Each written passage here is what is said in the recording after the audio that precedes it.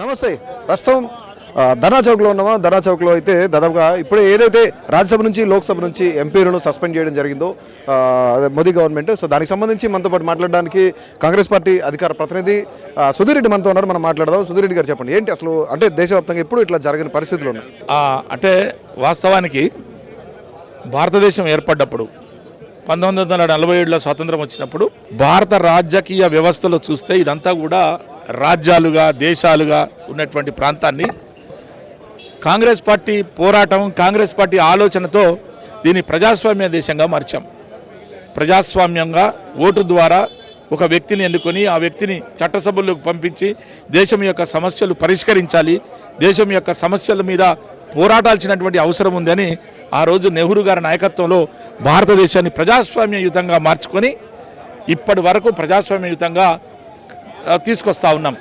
విచిత్రం ఏంటంటే ఎప్పుడైతే మోడీ గారు వచ్చారో మెల్లమెల్లగా ఇది నిరంకుశత్వం వైపు, రాజరిక వ్యవస్థ వైపు మళ్ళడం ప్రారంభించింది. ప్రభుత్వం ఇప్పుడు కూడాను అభివృద్ధి వైపు, సంక్షేమం వైపు, దేశ రక్షణ కోసం, దేశం కోసమే పరిపాలిస్తూ ఉంటుందని చెప్తున్నారు. భారత పార్లమెంటు లోపట, మీద కూడా కాదు, లోపట ఒక ఇద్దరు వ్యక్తులు వెళ్ళి బాంబులేసి, అది ఏ బాంబైనా కానివ్వండి, బాంబులేసి దేశ భద్రతకు ఏ విధంగా మనం కట్టుబడి ఉన్నామంటే నమ్మాల్సినటువంటి అవసరం ఉంది. స్పీకర్ గారు ఉంటారు, ప్రధానమంత్రి గారు ఉంటారు, విపక్ష సభ్యులు ఉంటారు, సభ్యులు ఉంటారు. 542 మంది భారతదేశం నుంచి ఎన్నుకోబడినటువంటి ప్రతినిధులు అక్కడికి వెళ్ళి, మన ప్రతినిధులుగా వెళ్ళినటువంటి వ్యక్తులు అందులో కూర్చొని చట్టసభల్లో చర్చిస్తూ ఉంటే ఒక ఇద్దరు యువకులు భారతీయ జనతా పార్టీకి సంబంధించినటువంటి ఒక ఎంపీ లెటర్ ద్వారా వెళ్ళి లోపలికి వెళ్ళి బాంబులేస్తే ఈ భద్రతకు ఎవరు బాధ్యులు అడిగినందుకే ఈ 141 మంది విపక్ష సభ్యులను బయటికి నెట్టేసి గెంటేసినటువంటి సందర్భం మనం చూసాం. దాడికి ముఖ్యమైన కారణాలు ఏమైనా బయట పెట్టారు ఇప్పటివరకు దానిపైన? అది ప్రభుత్వం కదా బయట పెట్టాల్సింది. ప్రభుత్వం బయట పెట్టాలా, ప్రభుత్వం మాట్లాడాలా. అందుకే కదా మేము ప్రశ్నించింది. ప్రభుత్వం బయట పెట్టమని అడుగుతా ఉన్నాం.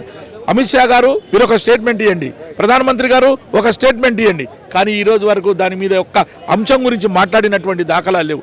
ఇంతకన్నా దౌర్భాగ్యకరమైన, ఇంతకన్నా దుర్మార్గకరమైన, ఇంతకన్నా దాష్టికమైనటువంటి చర్య ఈ భారతదేశ 75 ఏండ్ల స్వతంత్ర భారత చరిత్రలో ఎప్పుడు కూడా చూడలేదు. ఇటువంటి దాష్టికమైనటువంటి ప్రభుత్వాన్ని కూడా ఎక్కడ చూడలేదు.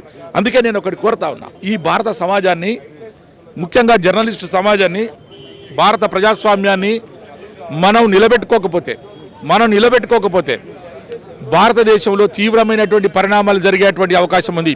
పుల్వామా దాడి జరిగినా, పార్లమెంటు మీద దాడి జరిగినా ఎక్కడ కూడా వాటి మీద నివేదికలు లేవు ఇప్పటి వరకు. కానీ కాంగ్రెస్ పార్టీ ఉగ్రవాద సంస్థలు పెంచి పోషిస్తుంది. దానికి నిదర్శనం రీసెంట్గా రిలీజ్ చేసిన తబ్లిగీ జమాత్కి సంబంధించిన సమస్యకి 2.5 కోట్లు ఇప్పుడు తెలంగాణ గవర్నమెంట్ రిలీజ్ చేసింది ఫండ్. ఉగ్రవాద సంస్థలు పెంచి పోషిస్తున్నారు కాంగ్రెస్ పార్టీ అంటున్నారు. ఏమంటారు? మళ్ళీ ఒక మాట చెప్తా ఉన్నా, భారతదేశంలో కేంద్రంలో బీజేపీ పార్టీ అధికారంలో ఉంది. ఈ ఉగ్రవాదం అనేది మొత్తం భారతదేశానికి సంబంధించింది. తబ్లిగ్ జమాతో ఇంకే జమాత్ ఉంటే రద్దు చేయమని కోరాలి కదా, రద్దు చేయండి కదా, మీ చేతిలోనే ఉంది కదా, అది మమ్మల్ని కాదు కదా. రద్దు చేయలేదని ఫండిస్తాం. ఈ రాష్ట్రంలో రద్దు చేయాల్సినటువంటి అవసరం ఉంది. ఒకవేళ ఆ రకమైనటువంటి వాళ్ళ మీద ఆరోపణలు ఉంటే నిర్బంధించండి, మొత్తం బ్యాన్ చేసేయండి. ఈ బ్యాన్ చేయకుండా ఎందుకు కాపాడుతుంది ఎవరు? మీరే కదా. ఈరోజు ఆ 10 నియోజకవర్గంలో ఒక లక్షలాది మంది ప్రజలు ఈ రాష్ట్రానికి వస్తూ ఉంటే ప్రజల కోసం, అవసరాల కోసం మనం చేయాల్సినటువంటి బాధ్యత ప్రభుత్వం ఉందండి. అక్కడ ఏదైనా లేనిపోయిన ఇన్సిడెంట్ జరిగితే ఎవరు బాధ్యులు? మేము కదా సెక్యూరిటీ కల్పించాల్సింది. కానీ ఇది ఒక మతానికో, ఒక కులానికో, ఒక వర్గానికో ఇచ్చింది కాదు. ఇది ఈ ప్రజల కోసం ఖర్చు పెట్టాల్సినటువంటి అవసరం ఉంది.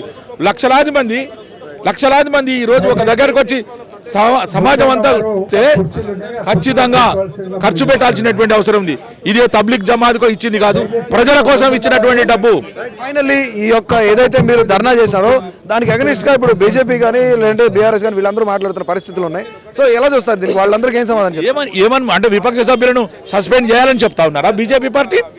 అదే దౌర్భాగ్యం. మాట్లాడింది తప్పు కాబట్టి సస్పెండ్ చేసామని మాత్రం చెప్పి, అంటే ప్రజల గురించి, సమస్యల గురించి, లేకుంటే భారత పార్లమెంటు మీద దాడి జరిగితే ఆ దాడిని వ్యతిరేకిస్తూ మీరు మాట్లాడండి, దీని మీద స్టేట్మెంట్ ఇవ్వడం అనేది తప్ప. అందుకే ఈ రకమైనటువంటి పిచ్చి స్టేట్మెంట్లు అన్ని మానేసి దేశాన్ని భద్రతగా ఉంచడం కోసం కాంగ్రెస్ పార్టీ పోరాడుతుంది. 75 సంవత్సరాలు స్వతంత్రంగా ఉంది, స్వతంత్రంగా పోరాడాం. Please subscribe to KTV Telugu. KTV Telugu channel.